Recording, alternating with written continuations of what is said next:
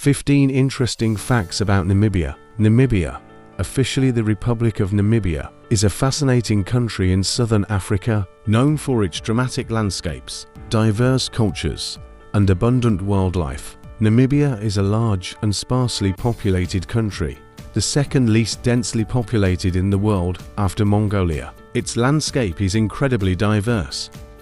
Number 1.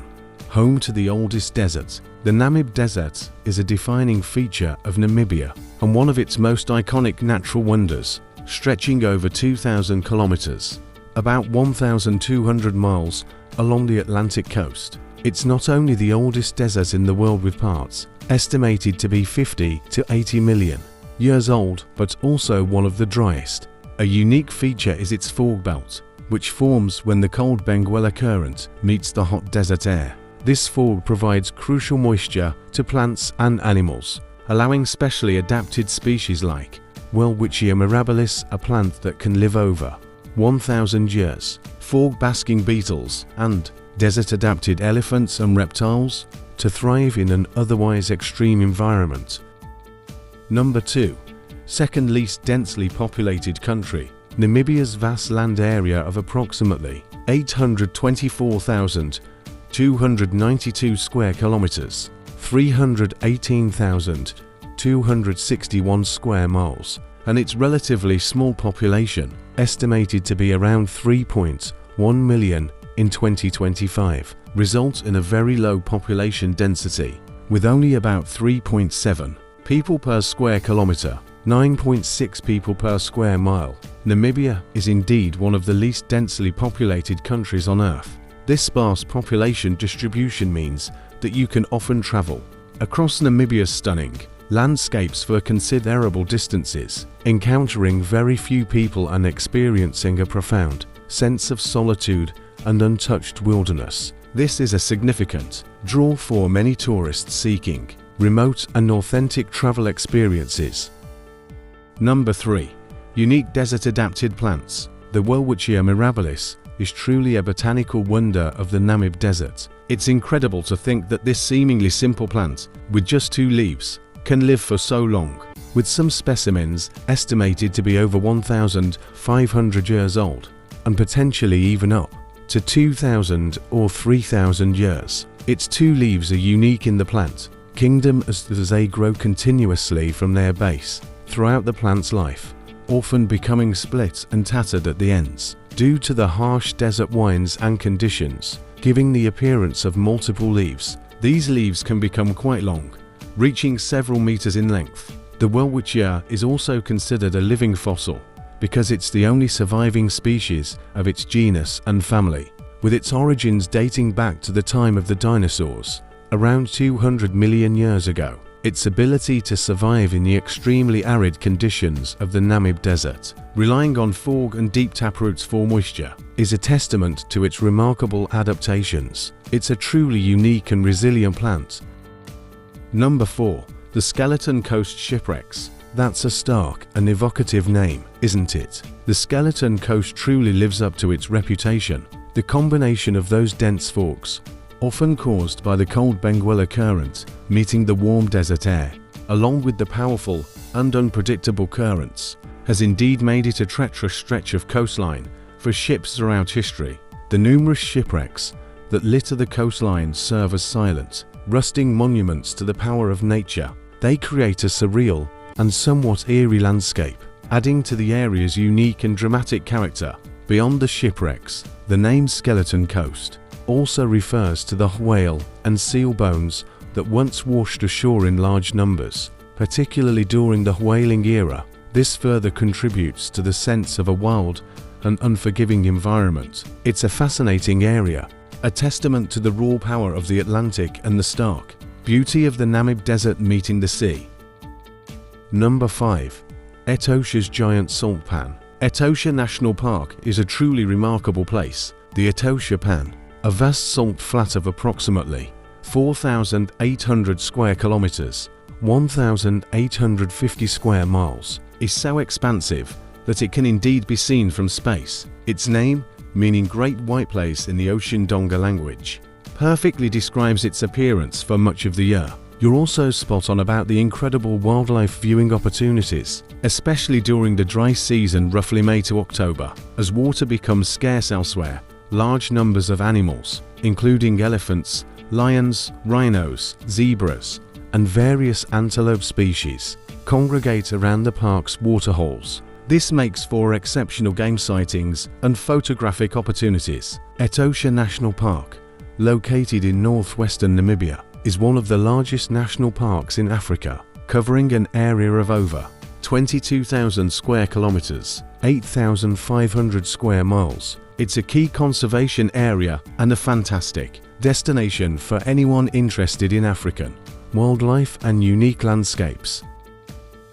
Number 6. Cheetah capital of the world. Namibia is home to the largest free-roaming cheetah population in the world. This makes the country exceptionally important for the long-term survival of these incredible animals. It's estimated that Namibia holds a significant portion of the global wild cheetah population, with numbers ranging between 2,500 and 3,500 individuals. The vast open spaces, particularly the farmlands, where a large percentage of these cheetahs reside, provide crucial habitat. However, this also presents challenges, as human-wildlife conflict, particularly with livestock farmers, remains a significant threat. Organizations like the Cheetah Conservation Fund, CCF, play a vital role in Namibia by working to mitigate these conflicts through research, education, and community engagement, ultimately striving for the coexistence of people and cheetahs. Their efforts are not only important for Namibia but also serve as a model for cheetah conservation across Africa. Number 7. Fish River Canyon. The Fish River Canyon in southern Namibia is a truly awe-inspiring natural wonder. It's the largest canyon in Africa and widely considered the second largest in the world after the Grand Canyon in the United States. Its dimensions are staggering. Length, approximately 160 kilometers, 100 miles. Width, up to 27 kilometers, 17 miles in places.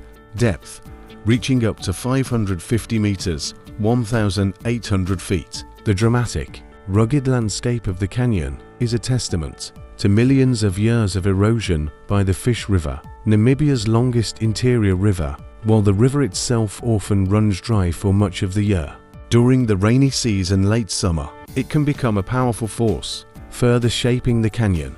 For adventurous travelers, the Fish River Canyon offers challenging and rewarding hiking trails, most famously the multi-day Fish River Hiking Trail, which typically takes 4 to 5 days to complete and covers around 85 kilometers. These hikes provide an immersive experience within the canyon's depths, showcasing its geological formations and unique flora and fauna. Even for those who aren't keen on strenuous hiking, the viewpoints along the canyon's rim offer breathtaking, panoramic vistas of this immense and beautiful landscape.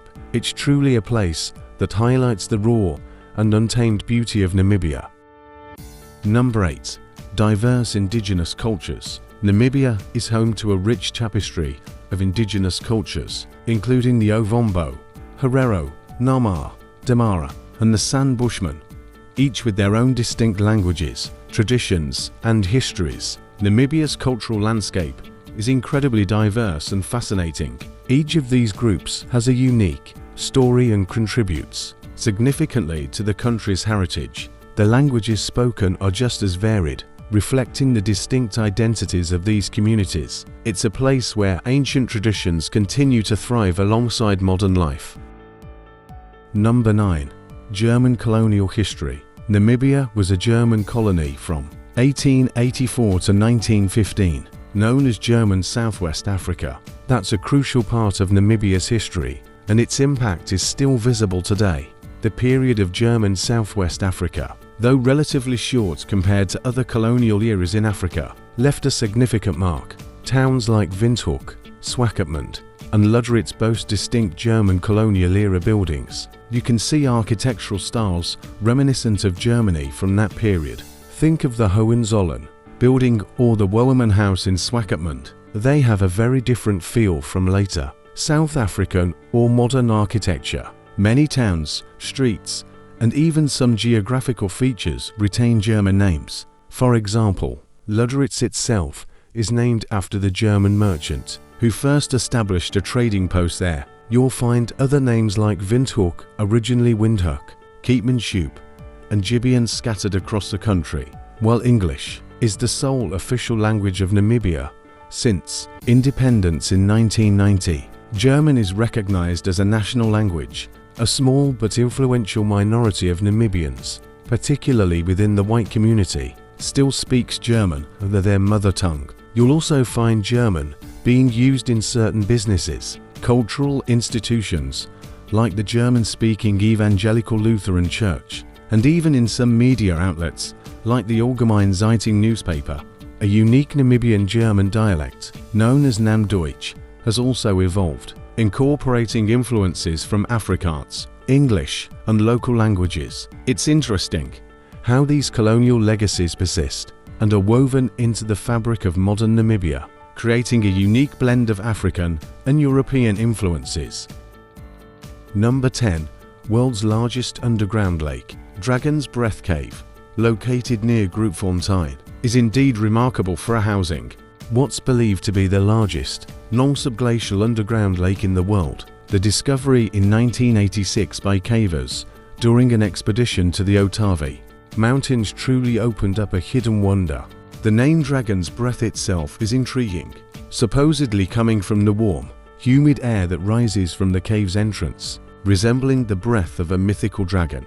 It's fascinating to think about the sheer size of this subterranean body of water, estimated to have a surface area of almost a hectare, around 5 acres, lying about 60 meters 200 feet below the surface. Its depth is still being explored, with dives reaching over 200 meters, but the bottom has yet to be fully mapped. Discoveries like this remind us of the incredible geological diversity of Namibia and the surprises that can still be found beneath the surface of our planet.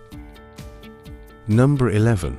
Unique desert elephants. The desert-adapted elephants of Namibia are a remarkable example of how wildlife can evolve to thrive in incredibly challenging environments. They aren't a separate species or subspecies, but rather African bush elephants, Loxodonta africana, that have developed unique behavioral and physical adaptations to survive in the arid conditions of the Namib Desert. Longer legs help them cover greater distances in search of food and the often scattered water sources. Their stride is more efficient for traversing the vast desert landscapes. Their feet are broader than those of savanna elephants. This increased surface area acts like natural sandshoes, allowing them to walk more easily on the soft, yielding desert sands and preventing them from sinking. But the adaptations don't stop there. These incredible elephants also exhibit other fascinating traits. Smaller body size apparent. They often appear leaner and taller compared to their savanna cousins. This is partly due to a less abundant diet and the need for efficient long-distance travel. Efficient water use. They can go for longer periods without drinking water, relying on moisture from the sparse vegetation they consume, such as the moisture-rich Nara melon.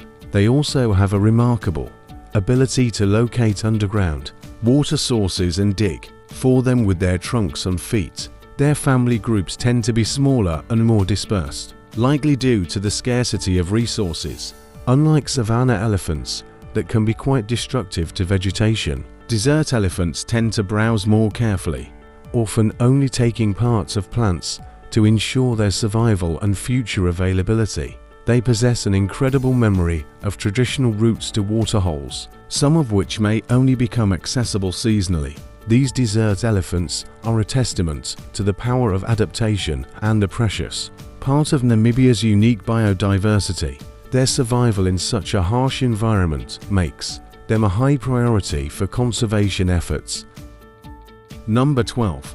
Abundant mineral resources. Namibia's economy relies significantly on its rich endowment of mineral resources. These resources contribute substantially to the country's gross domestic product (GDP) and are a major source of foreign exchange earnings. Historically, diamonds have been the most significant mineral for Namibia, particularly gem-quality diamonds. Namibia is a major global producer and diamond mining contributes a large share to the mining sector's revenue. Both onshore and offshore diamond mining operations are crucial. Namibia is one of the world's largest producers of uranium oxide. The demand for uranium in the nuclear industry makes it a vital export commodity. Several large uranium mines operate in the country. Gold mining has become increasingly important in Namibia. Several gold mines contribute to the country's mineral output. The base metals are extracted from mines like roche pinner and scorpion zinc. Zinc, in particular, has made Namibia a significant global producer. While copper mining has faced some challenges over the years, Namibia still has copper production, with mines like Chudi contributing to the output. Namibia also has deposits and extraction of other minerals like silver, tin, and various semi-precious stones and industrial minerals, including salt and fluorspar. There's also growing interest in critical minerals like lithium and rare earth elements. The mining sector plays a multifaceted role in Namibia's economy. Taxes and royalties from mining are a significant source of government revenue. Minerals constitute a large percentage of Namibia's total exports, contributing significantly to foreign currency reserves.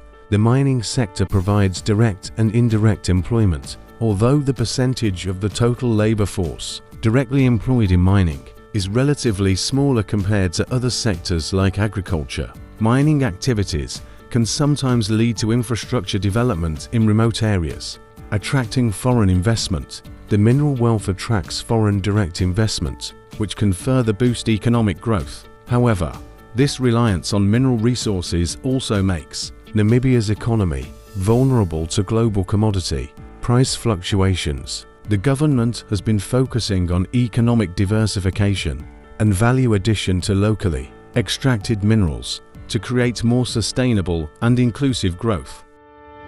Number 13.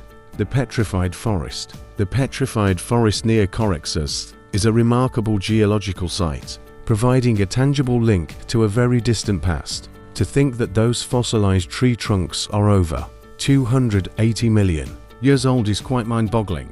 That places them firmly in the Permian period, long before the dinosaurs roamed the earth. These petrified remains offer a unique window into the flora of that ancient time.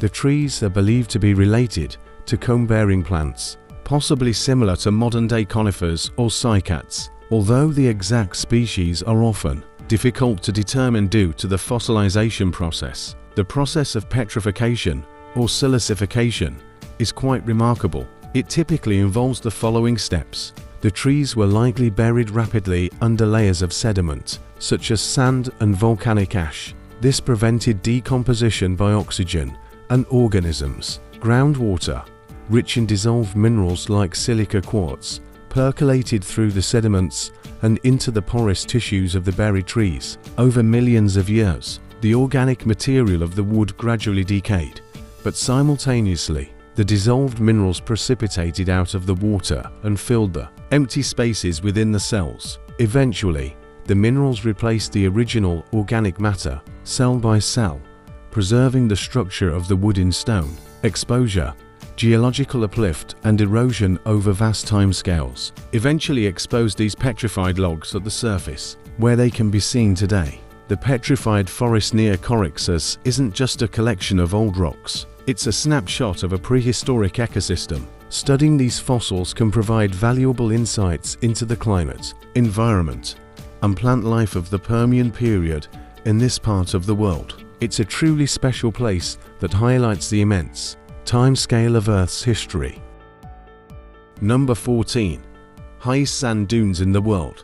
The immense height of the Namib Desert Dunes, particularly in the Sources area, is generally attributed to a combination of several conditions. The primary source of the sand is the Orange River, which carries vast amounts of sediment from the interior of southern Africa to the Atlantic coast. Prevailing southwesterly winds blow persistently from the ocean inland. These strong winds have the energy to move large quantities of sand over long distances. As the wind carries the sand inland, natural obstacles, like rock outcrops and even vegetation, can cause the sand to slow down and accumulate. Over time, this leads to the formation and growth of dunes. The arid climate of the Namib Desert restricts vegetation growth. Fewer plants mean less obstruction to wind movement and less stabilization of the sand, allowing dunes to grow larger without being held down by roots. The Namib Desert is one of the oldest deserts in the world. Over millions of years,